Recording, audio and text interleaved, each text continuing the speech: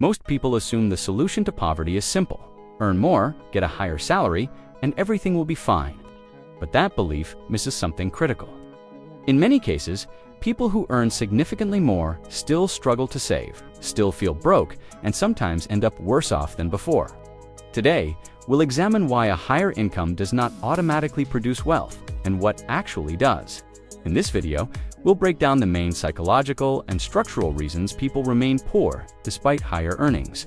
We'll look at habits, identity, social pressure, debt patterns, and the missing systems that turn income into long-term wealth. At the end, you'll get a short, practical checklist you can use right away. The human brain prioritizes safety. That's useful for survival, but it creates a major friction when you need to change behavior. A steady paycheck provides psychological security. Learning new skills, delaying leisure, or changing routines feels risky. So when income rises, most people increase spending first because it's emotionally safer. They reward themselves for the raise. Over months and years, that reward becomes the baseline. In short, the comfort response turns raises into bigger expenses instead of higher savings. Lifestyle inflation is the most consistent reason higher income fails to produce wealth. It's simple. As income grows, discretionary spending expands at least as fast. New gadgets, nicer dining, a larger apartment. Each upgrade looks small in isolation, but stacked monthly, they consume the extra income. The math is unforgiving.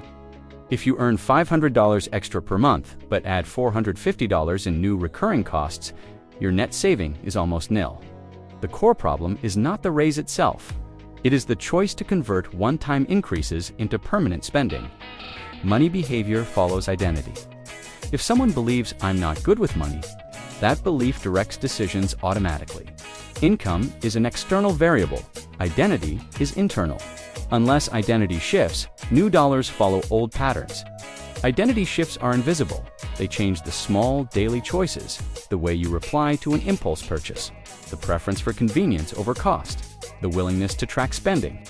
Real wealth begins when people adopt identities like planner, saver, or investor before their income changes. We are social animals. Our peers and local norms heavily influence how we spend.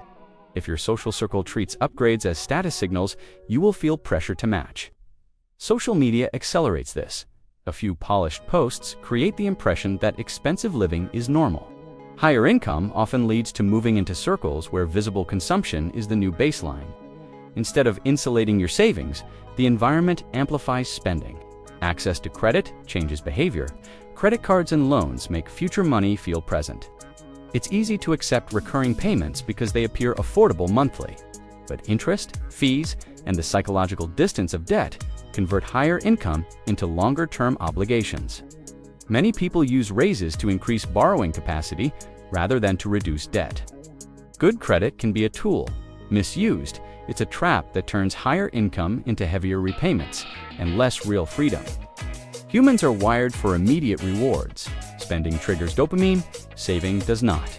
Emotional spending, buying to feel better during stress, boredom, or celebration, is powerful precisely because it satisfies quickly. When raises produce an emotional reward loop, the raise becomes the fuel for repeated short-term pleasure rather than long-term investment.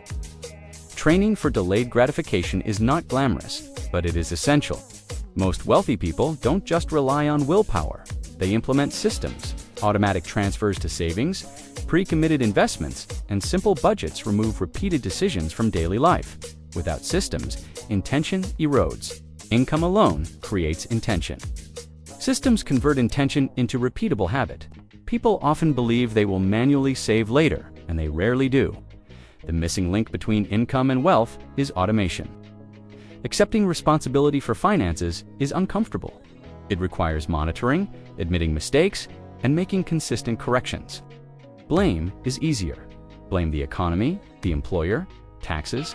When people treat finance as someone else's problem, they never form the ownership habits required for long-term accumulation. Wealth requires ownership, not only of decisions that succeed, but of the failures that teach you how to improve. We live in an era of abundant financial advice.